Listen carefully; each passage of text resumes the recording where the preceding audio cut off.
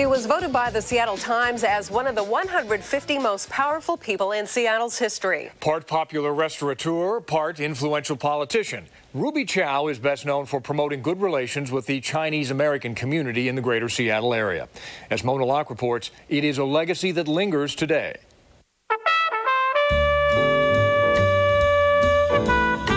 In the late 40s, as Americans celebrate a bustling economy but fear the realities of a Cold War, every major city has a gathering place, a restaurant or tavern where people congregate to eat and drink and discuss the issues of the day. In Seattle, that place is Ruby Chow's. So we saw this place up there on Broadway and Jefferson, and I don't know what made me say it. I saw a sign out there saying there was a restaurant, an Italian restaurant. I said, you know, that would be the place to run a restaurant. It is the place and will be for the next 3 decades. Ruby rubs elbows with stars who frequent her establishment, stars like Sammy Davis Jr., big band conductor Tommy Dorsey, and actor Danny Kaye. Why do you think all these people loved your restaurant so much? They want a service. When they go out to eat, they want service, and they want good food. But Ruby Chow's is also the place where prominent people come to make deals. And I'm sure there were a lot of deals cut in the back room that probably helped to shape the city and the county as we know it today. Author and historian Walt Crowley says it wasn't uncommon for politicians and businessmen to meet at Ruby's. It was also really the Democratic Party clubhouse for King County. She was a very generous hostess and donor for the Democratic Party and other progressive causes. So this was a very, very active establishment. The establishment gradually catapults Ruby Chow into the limelight as one of the best-known Chinese Americans in Seattle. By her side the entire time is her husband Ping, who did most of the cooking in the restaurant's kitchen and doubled as a star in the Chinese opera circuit. Through the years, Ruby's growing notoriety gives her access to a long list of dignitaries and celebrities, including President and Madame Chiang Kai-shek of the Republic of China, Bob Hope, and Presidents Gerald Ford and Jimmy Carter. But hobnobbing with celebrities isn't enough for Ruby Chow. I just knew that there were things that had to be done, so I just go do it. Over time, Ruby feels the nudge to get involved in public service. In 1949, Northwest Airlines called me and asked me to take care of a little girl, the first refugee from Shanghai. The parents had sent the little girl over because of the refugee situation. Ruby begins taking care of a lot of people, the most famous, actor Bruce Lee, who happens to be the son of a family friend. Bruce came up here, came to Seattle to see the fair, and he liked it very much. Then he told me he wasn't shy about it. He told me that he wanted to prove to his father that he could go to university without him. And would I let him stay with us? And he's a very smart young man, very talented one, and a very handsome young man, and very resourceful. Ruby and Ping help Bruce Lee, and they help just about anyone who needs assistance in the Chinese American community. They come and ask me to do something, I do it. If I'm able to do it, I do it. But Ruby does more than help individuals. She becomes a trailblazer of sorts for integrating Chinese culture into mainstream life in the Northwest. She establishes the Chinese drill team and sponsors floats for the Seafair Parade. In 1964, she helps a Chinese organization called the Changhua Benevolent Association to host its first annual Governor's Chinese New Year's Dinner. Since 1964, every Washington state governor has attended the event. They should be involved in our culture. Our culture, the Chinese culture, is 5,000 years. So it was important for the governors to understand us and to know us. And the only way he could do is to interact with our people. Sometimes Ruby's own interaction with the community involves correcting the wrongs of racial biasing. She remembers the time when 2 Chinese girls are turned away for job interviews at the local phone company. Ruby confronts the company manager on his next visit to her restaurant. I said, how come you folks aren't hiring? You got a sign out there, you're not hiring. Still, we're hiring people. I said, well, I don't know. I have some girls that wanted to go down to work, and when they got to the counter, they were told that there were not any jobs open. He said, they did? I said, yes, they did. He said, he told them to come down and see me. I said, yes, that's fine. I'll send them down. So I sent them down to see Mr. Fitzgerald. And Mr. Fitzgerald came in the next week. Ruby, where can you find some more of those girls? They are wonderful workers. I said, well, that's fine. I'm glad you found out.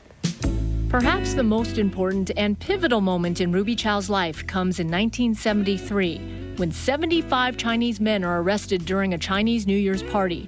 They are arrested for allegedly running an illegal gambling operation. They took 75 of them into the paddy wagon and put them in jail for listening to opera music. And I was up all night getting them out. Ruby has a visit with Mayor Wes Ullman, who is so outraged at the way the Chinese men were treated that he makes a call to the Seattle police chief. The 75 Chinese men are released and charges are dropped. After that, I just thought, well, I'd like to see what it's like to be in politics. After 31 years of running a successful restaurant, Ruby needs a change. She runs for public office, and in 1973 is the first Asian American woman to be elected to the King County Council. When you won the election, what was your reaction? Well, I was surprised, but then I was happy. 3 men ran against me. Quickly, Ruby Chow becomes a force to reckon with. One newspaper calls her as tough as any Chicago ward boss. She is instrumental in increasing affirmative action. She pushes through a boat tax ordinance. She establishes a bilingual teaching program, and she becomes an advocate for the needy and downtrodden. Facilities, especially for low income, housing, community services, economic development, employment programs, and so on. She was at the forefront of all of those fights, and had a very positive and important impact. She made a difference. But Ruby doesn't always have the best relations with others in the Asian American community. She insists on calling the International District Chinatown, a sore subject among some Asian Americans. There were clashes with the Filipinos, Japanese Americans. There are tensions within the Chinese community. The criticism never seems to faze Ruby Chow one bit. They either love me or they hate me. So I'm not going to stand around and worry about that. I only worry about the people that I think is important to me. After 12 years in public office, Ruby Chow steps down in 1985, but she continues to do what she can to weave Chinese American traditions into the fabric of Seattle culture. A lot of people call you a role model. I mean, do you see yourself as a role model? Well, I'm grateful that they think of me as a role model, but most of the things has to be done it just has to be done. Her accomplishments do not go unnoticed. She is voted as one of the most influential women in Washington's history. A park in Georgetown is dedicated in Ruby's honor for her community service. And this year, the Organization of Chinese Americans presented her with their Golden Circle Lifetime Achievement Award. Oh, Harry. You're doing okay. Now, at the age of 86, Ruby and her 92-year-old husband Ping still visit friends in the area they help preserve. Do you have a sense of pride for this area? Oh, yes, because I grew up in this area and I watched it grow. Do you feel like you've made a difference for this community?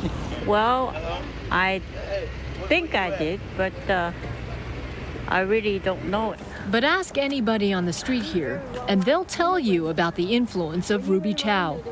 It's Asunta. What's going on? Asunta Ng, publisher of the Northwest Asian Weekly, still cherishes the contribution Ruby has made to the Chinese American community. She has done a lot, and when people mention her name, it immediately remind them of toughness. But, I know her, so she has some kind of sweetness that nobody is aware. She can be very sweet, very charming. So I've been charmed by her all these years. Yeah, but she's tough. You're tough and sweet. Tough and sweet. Well, my husband doesn't say that to me. It's safe to say that Ruby Chow is a humble person who doesn't like to talk about her accomplishments. But there is no question that her public service helped pave the way for other Asian Americans who followed. If you have planted the seed of public service and lit the spark for a commitment to public life, then you have left a real legacy in your community, and she's certainly done that. Ruby Chow calls herself a happy mother, a happy woman, and someone blessed with a wonderful husband. But in 2004, Ruby suffered a stroke. Although it was a setback, at 86, she's still active and still speaking her mind. When a person gets a massive stroke, what do they get? They don't stay. I'm still alive, and I'm still able to still do some work. Not physically work, but my mind is still going. I think you're going to be around for a long time. Well, that's what they keep telling me. Ruby Chow hopes to complete an autobiography of her life. That is, if she can find enough time to finish it. Next.